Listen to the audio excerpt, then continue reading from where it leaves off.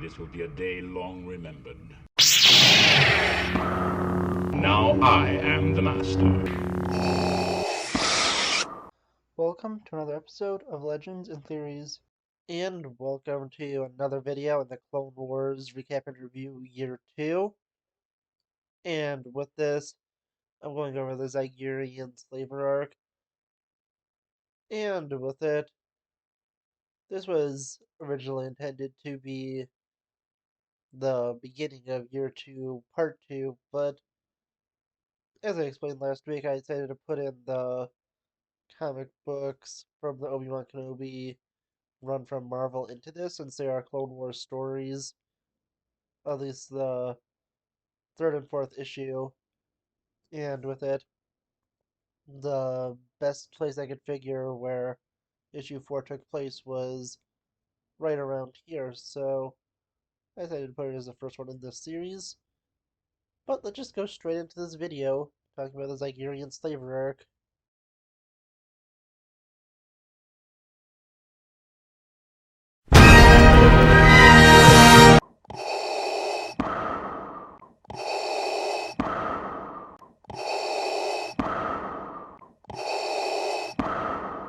On the planet of Kiros, a colony of peaceful Togrutas have contacted the Jedi Council asking for help after separatist forces have landed on their world.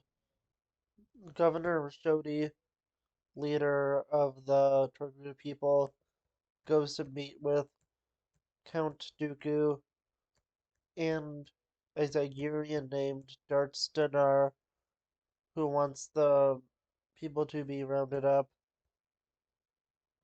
After 10 rotations, Republic forces arrive on the planet and see that the village has been completely abandoned, not seeing anyone there.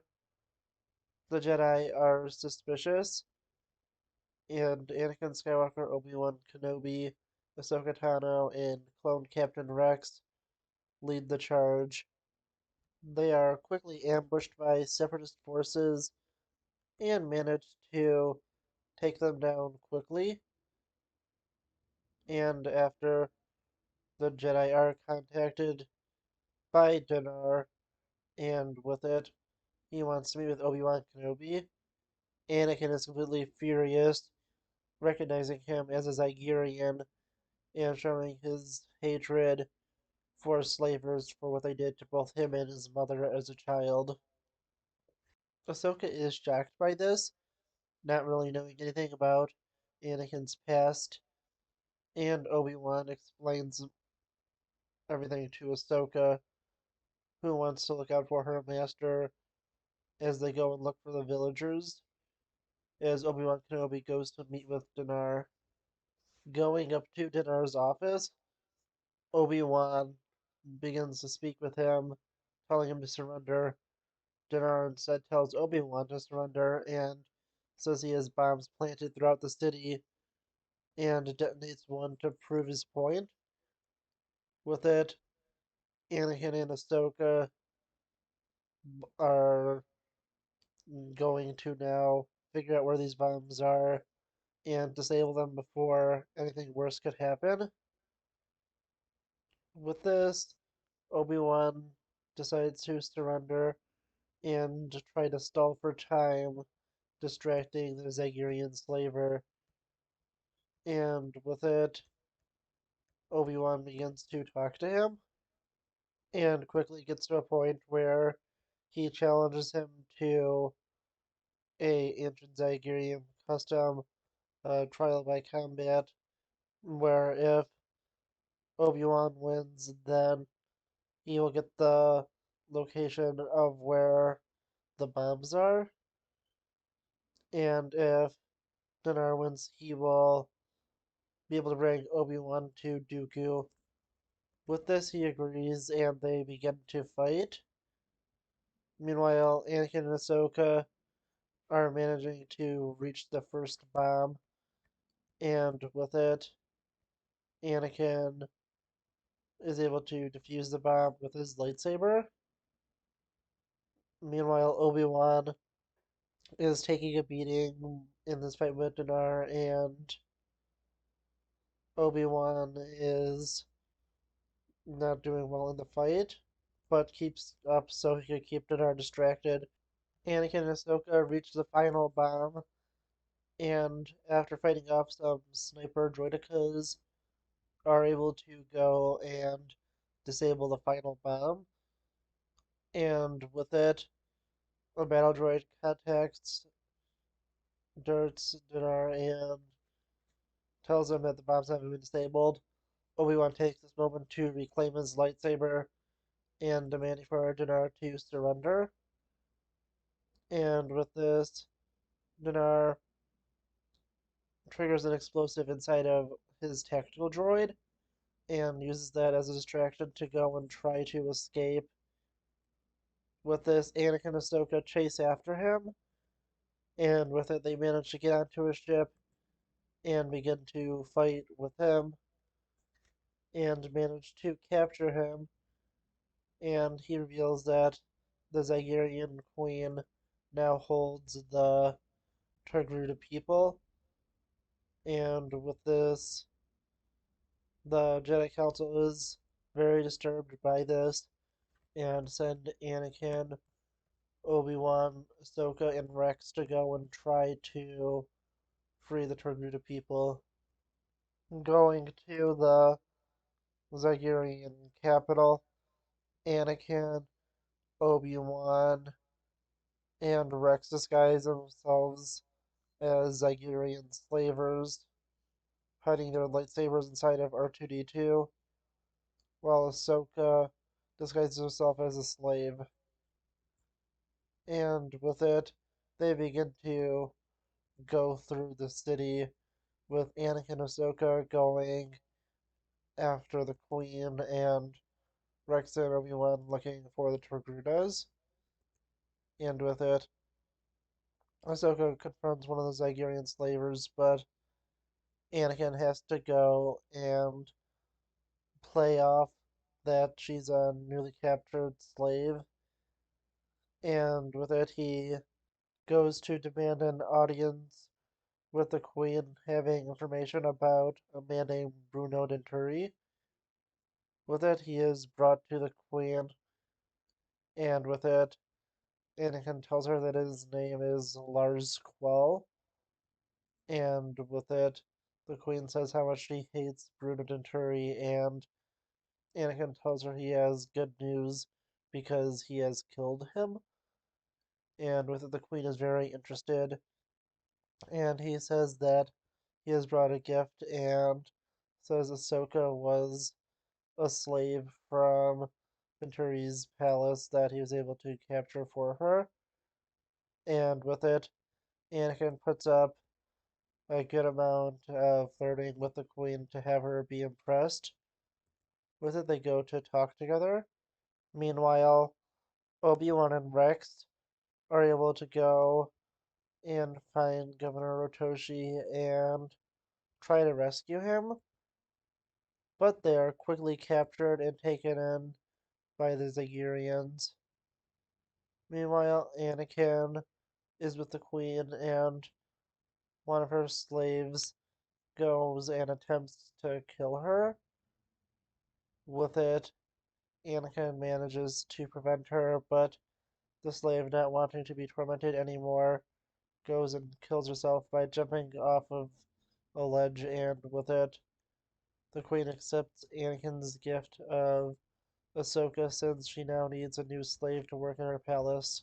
Obi-Wan is being tortured by the Zygerrians and refuses to tell them anything, but he is recognized by one of the Zygerrians since he saw the hologram from everything that happened back on Kyros, and with it, they continue on, and Anakin goes with the Queen to an auction, and with it, Governor Toshi is brought out to sample what the Togrutas are like, and to show it as just an offering of what people will be able to get soon once they are broken. And with it, Anakin is close to being able to figuring out where they could be kept, but is quickly thrown off when Obi-Wan is brought out before the people, and the Queen is very pleased to have a Jedi prisoner. With it, she goes and tells Anakin to go and teach Obi-Wan his place. Anakin goes down and, like his son will eventually do, salutes to R2-D2, who launches out their lightsabers. And with this, Anakin, Obi-Wan, and Ahsoka go to take out Zygerrians. Ahsoka is holding the Queen prisoner, but she uses the shock collar she placed on Ahsoka to electrocute her and knock her out. And Anakin, Obi-Wan, and Rex are recaptured and taken prisoner by the Zygerrians. The next morning, Anakin Skywalker is confronted by the Queen and he is furious. He grabs her in a force choke, trying to kill her, and she says if she dies, so will his friends. And with it, Anakin eventually lets go and realizes there's nothing she could do.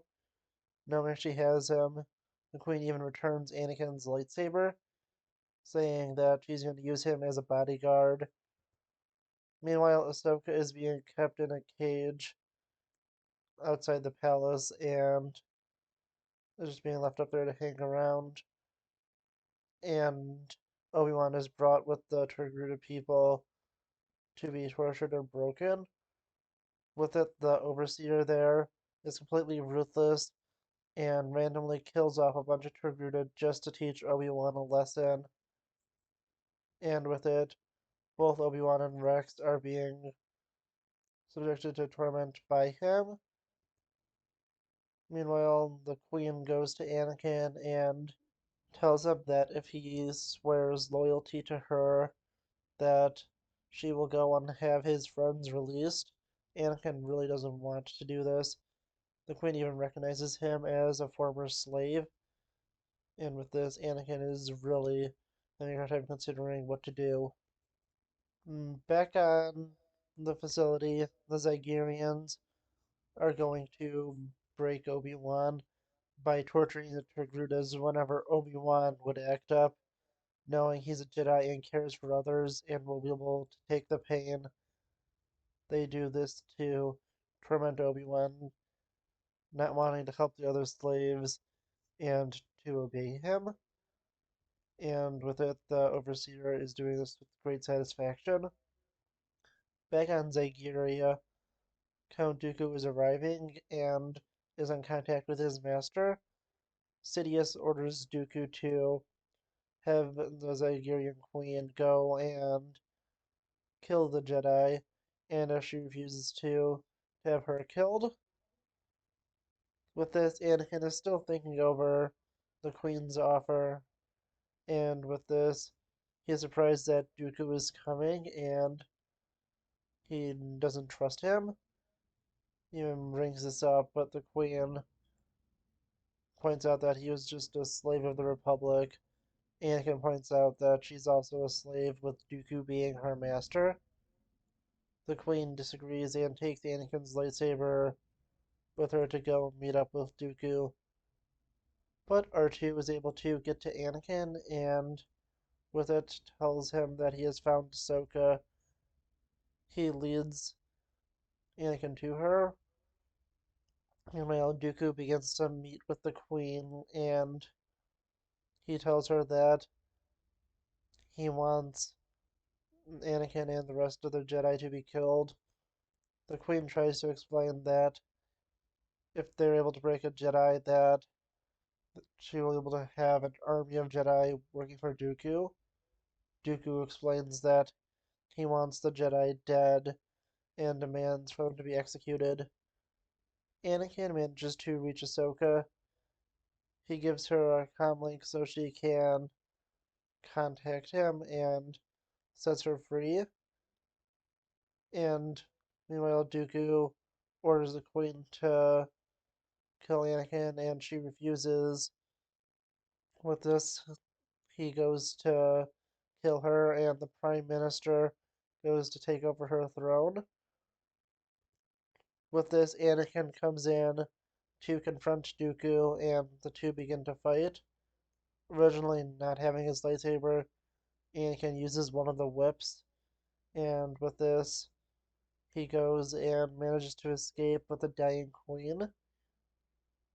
With it, they manage to take a freighter, which Ahsoka and R2 have taken over. And with it, the two jump on to the freighter. As the queen dies, she tells Anakin where Obi-Wan, Rex, and the rest of Togruta are, and with it, they go to attempt a rescue. After arriving, Obi-Wan and Rex have been brought in to be executed and are told to tell Anakin to surrender or else all the slaves will be killed with them. But with it, Anakin says that they can't do that. Obi-Wan begs for Anakin to do this because they can't do this alone. Anakin said, who said they were alone, and a Republic task force led by Plo Koon goes in to help. And with it, Obi-Wan and Rex go to start taking on the Zygerrians as Republic forces engage their aerial defense. With it, Anakin is able to take control of their turrets and uses it to take down the other turrets. As Ahsoka goes to try and free her people. With it, they are put into an area with an electrified walls and the floor slowly closing out on them. And with it, since the turrets are down, Ahsoka tells the Republic cruiser to get under the facility, and with it, she begins to help the people get down. And after that, they go and blow up the facility, destroying it and saving the people. Ahsoka has a nice moment with them, and the Republic is ultimately victorious, but with a new enemy, being the Zygerrian Empire returning. And this is a solid arc.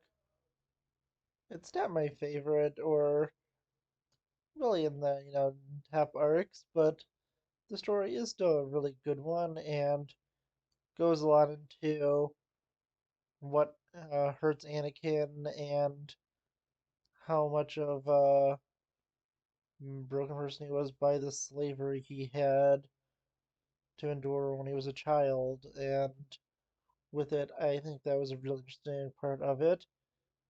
Also, them trying to break the Jedi and the discussions of how Jedi were slaves of the Republic. There's also a significant increase in Anakin's ability to flirt from Attack of the Clones going and having a lot better lines to go in to get the Queen to fall for his trap. And with it, I really do think that it was interesting. And with it, I really enjoyed this story. I think they did a great job with it. And the story was really interesting to look at and see just how this evil empire exists and how the Republic is able to do really nothing about it.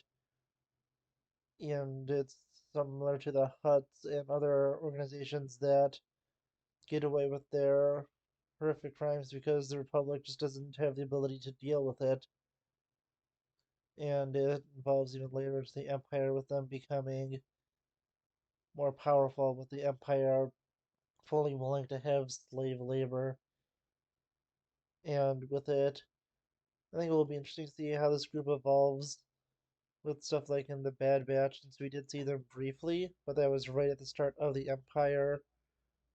And it'd be interesting to see just how far they are trusted, because we do know that slave labor was used to make the Death Star, and that they could have even had Zygerrians there.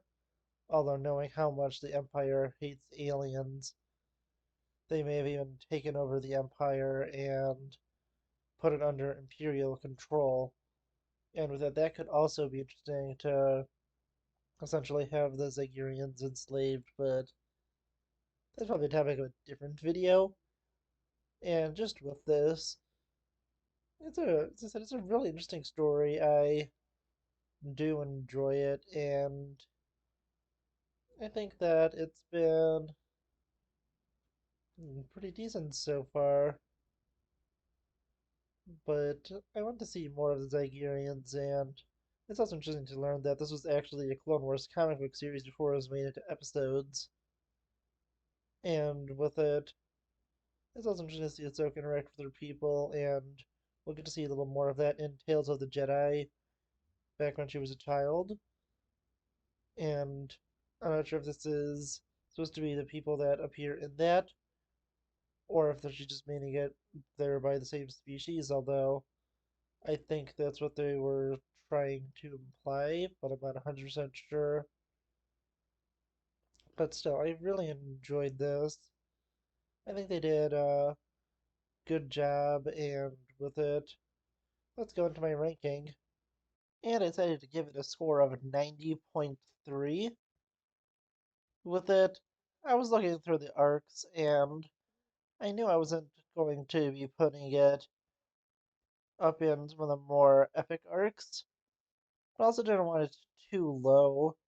And looking at it, I thought I would enjoy Clone Cadets more overall than it, and I would put it with some distance between the two. But also, I liked it a lot more than the Hunter Grievous arc, so I decided to put it there. And with it, I thought it would be a little closer to the Hunter Grievous, so I definitely knew it was going to be somewhere in the 90s, and I decided to put it a little lower. And things could change. I will mention if it does, but so far, nothing has really changed with it, and it's just a possibility that I may get down a little longer the line and notice that there's a gap where basically I think an episode should have gone in between, and the most it's going to be moving up is a decimal point or two. It's not going to be jumping up a significant distance, but still, I really enjoy this arc. I think it's good. It's just not as great as the other ones, and with it, it's not really an insult, just saying that there's a lot of stuff that's better than it, which is a really good thing. And with it, I'm overall glad that I get to keep Clone Wars stuff typically in the 80s to 90 range, and with most of them, at least half of the list, just under being in the upper 80 to 90 range, which is this entire part of it, and most of it is in the 90s. That's a pretty solid point, and I've had this left split in about half, and I may change a little bit where I do that split once a few more episodes are added in, but I've been putting about an equal amount into the good and bad episodes, so I'm still at about the halfway point with this. But yeah, honestly, I want to know what you think about this. Please let me know in the comments, and I'll see you on the next episode of Legends and Theories. Thank you for watching this episode of Legends and Theories. Please subscribe, like the video, share the video, leave a comment, check out the video on screen, and may the Force be with you.